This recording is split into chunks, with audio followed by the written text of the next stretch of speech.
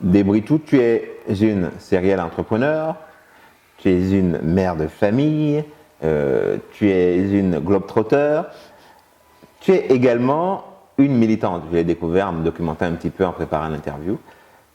Avec ce Blockchain Coffee Movement que tu invites les consommateurs de ton café, de votre café Moï, à aider à constituer. Est-ce que tu peux nous en parler un petit peu? En quoi ça consiste? Alors, j'ai beaucoup de chance de travailler avec des techs, des gens qui connaissent très bien tout ce qui est technologie. Et moi, j'en profite avec les éléments qui m'aident à faire valoir, au fait, et les produits et mon pays. Le blockchain, ça va nous aider pour la traçabilité, pour la transparence des transactions, de où est mon café aujourd'hui. Très bien. Donc, on voudrait arriver à scanner notre tasse de café pour savoir l'historique. Ok.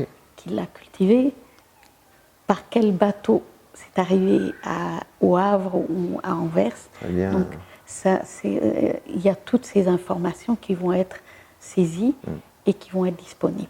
Et puis sans doute aussi, j'imagine, parce que c'est bien beau de dire que l'on veut garder 50% de la valeur dans le pays, la blockchain vous permettra également de prouver d'être factuellement que les 50% sont restés en valeur en Éthiopie. Voilà.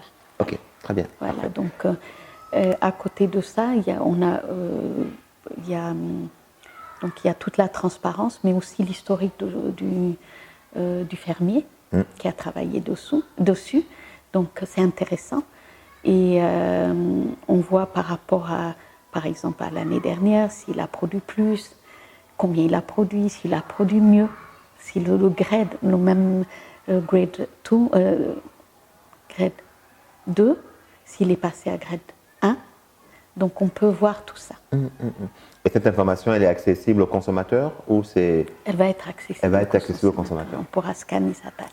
Excellent, voilà. Excellent. Et voilà. Ça commence quand J'espère en 2020.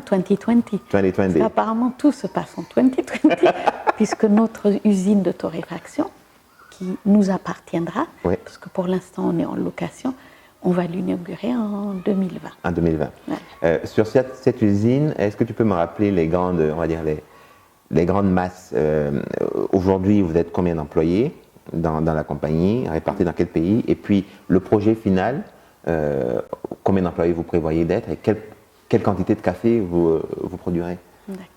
Alors, actuellement, aujourd'hui, on a à peu près une dizaine de personnes embauchées sur Amsterdam, à peu près 40-45 sur Addis Abeba, embauchés, et on a des saisonniers sur Addis Abeba.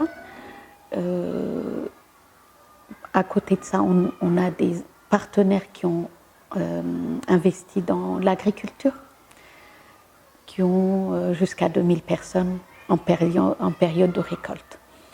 D'accord, donc des partenaires qui ont investi en amont du process, dans la production avec des agriculteurs. Exactement, exactement.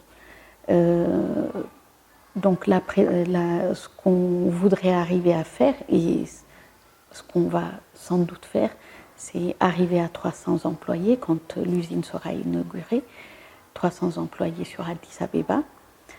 Et on aimerait donc arriver sur notre target de 1 million de café, 1 million de kilos de café par an. 1 million de kilos de café par an. Actuellement, on a Moï Éthiopie, Moï Pays-Bas. Donc on produit et on vend en Éthiopie.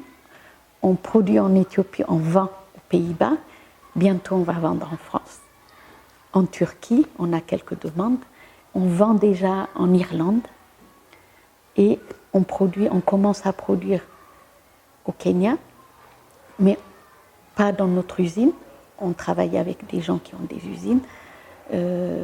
On dit Afrique de l'Est en mettant l'Ouganda, le Rwanda, le Burundi, et aussi en Colombie, parce que quand on commence à être grand, il faut aussi travailler sur les risques, donc il nous faut du café à tout moment. Donc on travaille aussi en Colombie actuellement. Et le corps de notre travail, c'est torréfier dans les pays où le café est cultivé. Donc si c'est en Colombie, c'est torréfié en Colombie.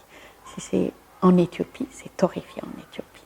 Voilà. Et tu me disais tout à l'heure aussi que c'est Moyer France, c'est toi qui développera et représentera Moyer France À partir d'octobre. à partir d'octobre 2019. Voilà, Nantes. À Nantes. À Nantes. Basé à Nantes. Ben, écoute, je te souhaite tout le succès que tu mérites pour ton nouveau challenge. J'ai été vraiment, j'ai été charmé de quand tu m'as parlé de ce produit, que tu m'as raconté l'histoire qu'il y avait derrière. Et c'est les histoires que moi j'aime raconter dans mes capsules. Merci beaucoup pour ton temps, Debouito. Merci beaucoup et j'espère que le cacao suivra. J'espère. Voilà. Et que beaucoup d'autres produits, beaucoup plus. D'autres produits africains pourront garder 50% de la valeur au moins sur le continent. Voilà. Merci beaucoup. Merci aussi.